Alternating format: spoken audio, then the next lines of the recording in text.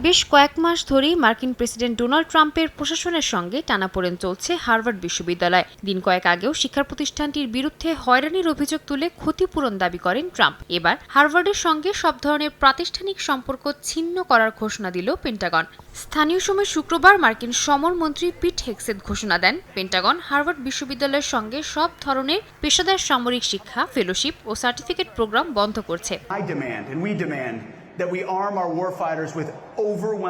Hegseth বলেন, হার্ভার্ডের চিন্তাধারা জাগ্রত হতে পারে, সমর মন্ত্রণালয়ে নয়। তার দাবি, আগে মন্ত্রণালয়ে মেধাবী কর্মকর্তাদের বিশ্ববিদ্যালয়ে পাঠানো হতো যাতে মার্কিন সৈনিকদের সঙ্গে সাধারণ মানুষ পরিচিত হতে পারে। তবে ইদানিং বিশ্ববিদ্যালয়ে গিয়ে সেনাদের চিন্তাধারা বদলে যাচ্ছে। তারা বিশ্ববাদী ও চরমপন্থী মনোভাব নিয়ে ফিরে আসছে বলেও অভিযোগ করেন তিনি।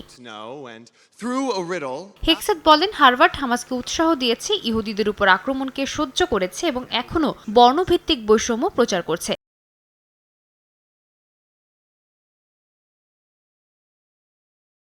তিনি আরও অভিযোগ করেন, বিশ্ববিদ্যালয়ের গবেষণা প্রোগ্রাম চীনা কমিউনিস্ট পার্টির সঙ্গে যুক্ত।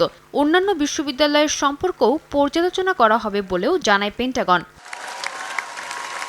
তবে এসব অভিযোগ অস্বীকার করেছেন হার্ভার্ডের প্রেসিডেন্ট অ্যালান গার্বার। বলেন, বিশ্ববিদ্যালয় তার স্বাধীনতা হারাবে না এবং সংবিধান অনুযায়ী নিজেদের অধিকার ছাড়বে না। হার্ভার্ড সবসময় ইহুদিবাদী বিদ্বেষের বিরুদ্ধে লড়াই করেছে, এটিকে তারা নৈতিক কর্তব্য হিসেবে বিবেচনা করে বলেও উল্লেখ করেন গার্বার। সাদিয়া তাসনিম, সময় সংবাদ।